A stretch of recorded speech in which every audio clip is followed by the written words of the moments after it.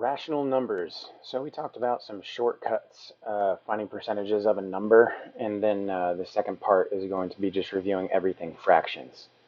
So finding percent of a number, we were going through finding 10%. Everything we found 10% of, we basically ruled it as moving the decimal point one time to the left. So 10% of 45 was 4.5. And we know that the decimal point's always at the end if we don't see it. We just moved it over one time. And then if we wanted 1%, we'd move it over one more time and get 0.45. So 1% is equal to 1/10 of what 10% is, which makes sense.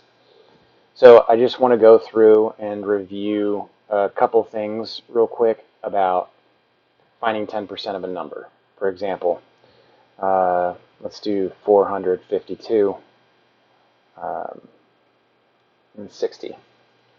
So for 452, 10% would be 45.2. And basically all we're doing is taking a tenth of it. 1/10 of 452 is 45.2. 45.2 times 10 is 452. Then if we take half of 10%, we would get half of 45.2. If we wanted to do 1%, we move the decimal point over one more time, 4 and 52 hundredths. If we wanted to have 11%, we just add these up.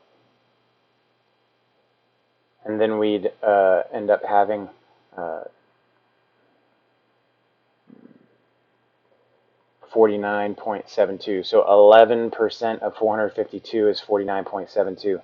What I want you to do is I just want you to, you see a number, say what 10% of it is. You see bus number 183 come by and you say, oh, 18.3, 10%, got it. You hear 8th period, 10% of 8 is 0.8. I just want you to, every time you hear a number, just think of 10%. Think of 10%. If you want to stretch it, think of 1%. Then you can use these combinations of 10%, 5%, and 1% to, compile like 18%, just add them all together. You also know 25% and 50%. So half of 452, 1/4 of 452. You can start to see how 10% and 1/10, how the fraction, decimal, and percent become related whenever you start using the shortcut for what 10% is. 10% of 60 is 6. 5% is 3. 1% is 0.6. So if we wanted 16% of 60, we'd end up having 9 and 6/10. 9 and 6/10 is 16% of 60. If you wanted 20% of 60, you just multiply this whole thing by 2. You get 12. 20% of 60 is 12. Easy, easy. So just practice, practice, practice, practice. Then the next part is I just want to go over multiplying and dividing fractions. It seemed like you had a lot of very valid questions whenever it came to, all right, well, if there's an equal sign in the middle, what am I supposed to do? Well, that's not multiplying or dividing, but that's comparing to see if two fractions are equal or equivalent. For example, this is the one we used during tutoring. 1 times 4 is 4. 2 times 2 is 4. We know that these are equivalent fractions because these are equal. Their cross products are equal. So multiplying fractions, straight across the top, straight across the bottom. 1 and 10. The really cool thing about what we were doing was whenever we had fractions that we could simplify, we didn't think about it at all. We found 1 and 10 on the multiplication chart, and then we followed it to the left or followed it up, depending on if we found it in a row or a column. So let's do one where we have to simplify it.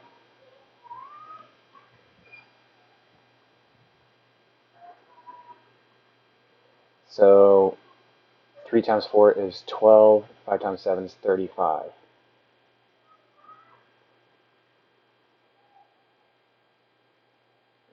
So we had 12 over 35. 12, no 35 in there. Let's find another 12. 12 and 35, nope. 12 and 35, nope. 12 and nope. Okay, so 12 and 35. Where are you? Is there a 12 and 35 on here? Good job choosing that example. And there's not a 12 over 35. And what does that tell you? Well, whenever we go back to look at what goes into 12 and 35, well, we got 1, 2, 3, 4, and 6. 35 has 1, 5, 7, and 35. There's nothing in common. So that's why we couldn't simplify it, and that's why we couldn't find 12 over 35 and anything else. Let's try a division problem, go through that, and then we'll see if we can actually make up a problem on the fly to see if we are able to read the multiplication table to simplify fractions. You said this was KFC, Kentucky Fried Chicken, if I remember correctly. And I was like, hold up, dude, this has nothing to do with chicken. And then you were like, oh, but it does. Oh, wait, never mind, sorry, it was KCF. Keep it, change it, flip it. So we keep the first fraction and then take the reciprocal of the second fraction. This is just a shortcut for the algorithm of dividing a fraction by a fraction. So it turns into a multiplication problem. 4 times 5 is 20. 5 times 1 is 5. Cool. We can actually use this one to go to the multiplication chart. Find 20 and 5. Okay, so look. 20 and 5. Those are in the same row. Follow it up. 4 over 1.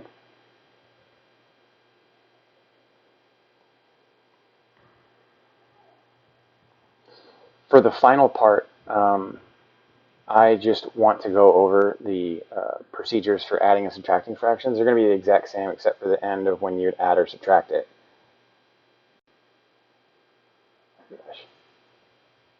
All right. That's killing me right there. There we go. Okay.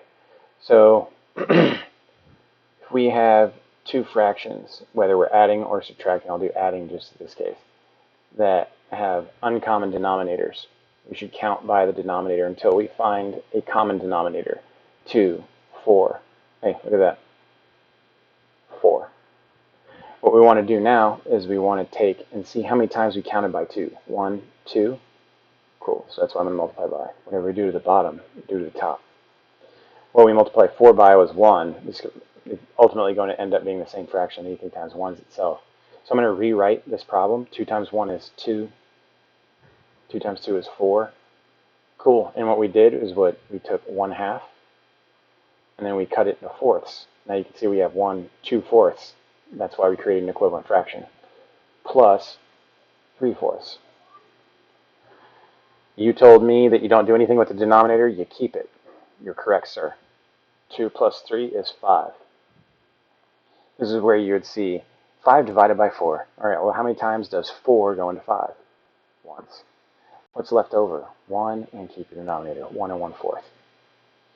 That procedure is going to be the exact same for subtraction, except you subtracted the numerators at the end instead of add them. Everything we went over today was me asking you to process. You should do self-talk about the process of what you're doing and using estimation to check your answers before you even try and solve a problem. Please let me know if there's something else that you would like me to cover. I would be happy to do so.